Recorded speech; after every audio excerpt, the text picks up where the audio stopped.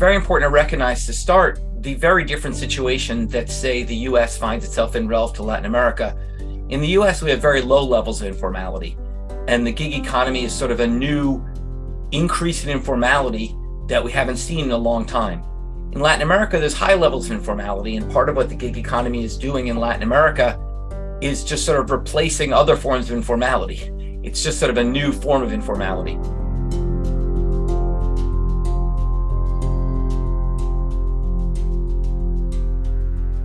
I think especially in Latin America, it would be dangerous to force formalization on this sector. I think that there is such, in the US, there's not nearly as much flexibility to be formal versus informal.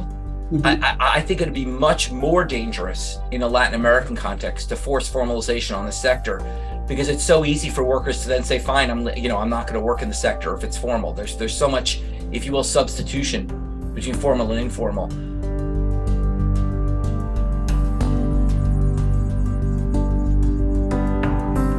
There's a valuable flexibility being provided by the gig economy. In the US in particular, it's adding a new degree of flexibility. In Latin America, I think what it's doing is providing a quasi-formal way for workers who really want to work in the formal sector to have a more formalized, yet flexible way to work.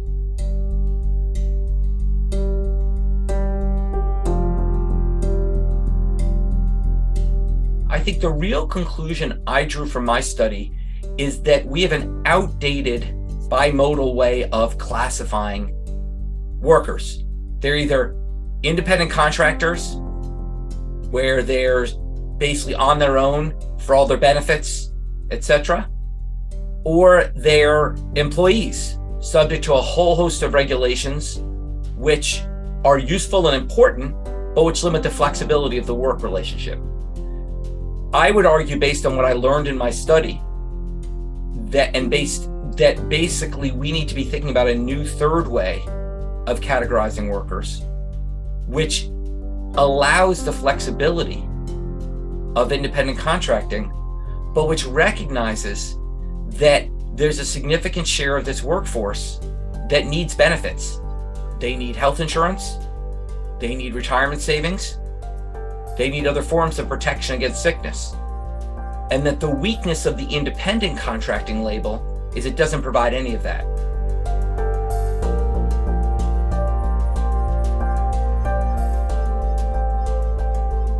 It's time for a new categorization. It's time to think about a new categorization. That's my main point. And how that categorization works is there should clearly be a significant set aside of worker pay towards social protection funds. The question of how you structure them is going to depend on really where the workers are coming from who are serving the gig economy.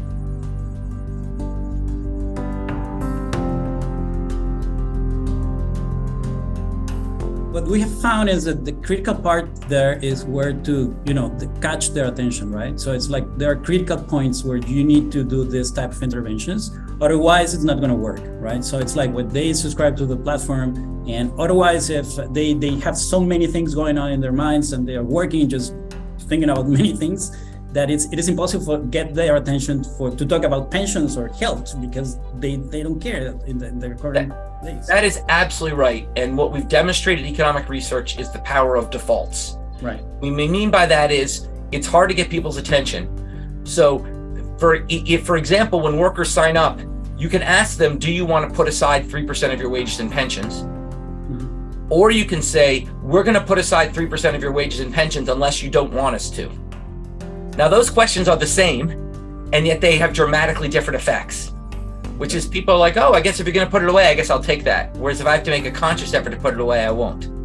So these are called nudges, and these sorts of nudges can make a big difference.